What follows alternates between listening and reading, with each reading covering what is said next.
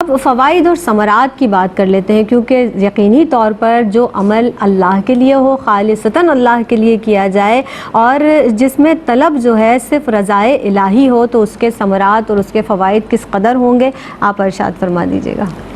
دیکھیں زینب، جیسے شروع میں بھی ذکر آ رہا تھا کہ اخلاص ایک راز ہے، اسے ایک نور آپ سمجھیں جو جب دل میں داخل ہو جاتا ہے تو یہ ایسا نور ہے جو اعمال کو قبولیت عطا ہوتی ہے اس کے سبب سے، اور اگر اخلاص کا نور نہیں ہے تو اعمال رد ہو جاتے ہیں۔ تو یہ اخلاص ہی ہے جو اللہ کی بارگاہ میں قبول ہوا اور اس کے سبب سے اعمال سارے قبول ہو گئے۔ آپ دیکھیں تو جتنے بھی کوئی اللہ کے دوست بنے، اللہ کے ولی بنے، جنہیں ہم اس ولایت کے درجے پر فائز ہوتا ہوا دیکھتے ہیں، یہ سب وہ لوگ ہیں کہ جن کے اندر اخلاص کا نور تھا۔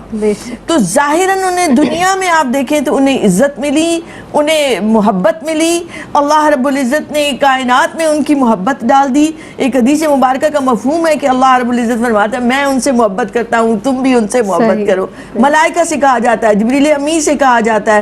تو گویا اخلاص کے نور نے انہیں اللہ کا محبوب بندہ بنا دیا، پسندیدہ بندہ بنا دیا، اور یہ وہ لوگ ہیں کہ جن کی پھر سیرت ہم پڑھتے ہیں تو ایمان تازہ ہو جاتا ہے۔ ہم چاہتے ہیں کہ ہم ان لوگوں کے نقش قدم پر چلیں جو اللہ کے محبوب بندے ہو گئے۔ اسی طرح سے جو مباح عمل ہوتا ہے جس میں نہ ثواب ہے نہ گناہ ہے، وہ بھی ان کا اللہ کی بارگاہ میں عبادت بن گیا، وہ بھی باعث ثواب بن گیا۔ پھر ایک اخلاص کے نور کی وجہ سے وہ بیماری میں ہوئے، وہ سفر میں ہوئے، وہ کسی وجہ سے بھول گئے، تب بھی انہیں اس عمل کا ثواب ملتا ہے جو وہ مداومت کے ساتھ، مستقل مزاجی کے ساتھ، اخلاص کے ساتھ کرتے تھے۔ تو اب انہوں نے کیا بھی نہیں ہے عمل، مگر اس کے باوجود انہیں ثواب اور انہیں اجر عطا ہو رہا ہے، کیونکہ یہ وہ لوگ تھے جو مخلص تھے۔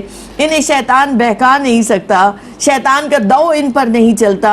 اخلاص وہ چیز ہے کہ فرشتوں کے لکھنے میں نہ آئے، شیطان کے دو میں نہ آئے، نفس اس پر وار نہ کر سکے، گویا ان سب چیزوں سے جو اسے دنیا کی طرف لے کر جاتے تھے ان سے بچ گیا، اور وہ بندہ اللہ کے لیے خالص ہو گیا۔ پھر ایسے بندے کی دعائیں قبول ہوتی ہیں، وہ مستجاب الدعوات ہو جاتا ہے۔ وہ جو دوسروں کے لیے بھی دعا کرتا ہے، اللہ رب العزت اس کی دعا کو قبول فرماتے ہیں، اس کا خاتمہ بالخیر ہوتا ہے، وہ ایمان پر دنیا سے رخصت ہوتا ہے۔ وجہ یہ رہی کہ اس نے اپنی ساری زندگی خالص ہو کر گزاری، رضا الہی کی تلاش میں، اللہ کی جستجو میں، اللہ کی طلب میں، اس محبوب کو راضی کرنے میں لگا دی۔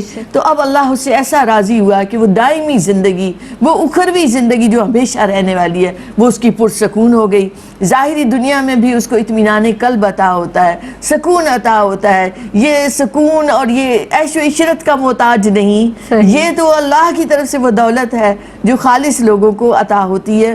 اب آپ دیکھیں تو ان فوائد اور ان ثمرات کو اللہ نے لامحدود کر دیا، دنیا میں بھی اس کو عطا ہوئے اور آخرت میں بھی اس کے لیے وہ مخصوص ہو گئے۔ صحیح، یعنی آپا جس کی طلب اس نے نہیں کی اللہ نے وہ بھی عطا فرما دیا، وہ بھی عطا کر دیا، بے شک ایسا ہی ظاہر ہے۔ وہ تو اللہ اور کل شیء قدیر ہے۔ تجری من تحتها الانہار، وہ جن کا ذکر سورہ رحمان میں آتا ہے اور بے شمار سورہ واقعہ میں آتا ہے، وہ سارے انعامات انہی لوگوں کے لیے ہیں جنہوں نے اپنے رب کو اس دنیا میں راضی کر لیا۔ اب آپا لیکن پھر بھی جس طرح سے ہم آج بات کر رہے ہیں، ہم فی زمانہ دیکھتے ہیں کہ اخلاص کا بہت فقدان نظر آتا ہے، اور واقعی ہمیں ایسا لگتا ہے کہ ہر شخص جو ہے وہ غرض کا غلام ہو گیا ہے۔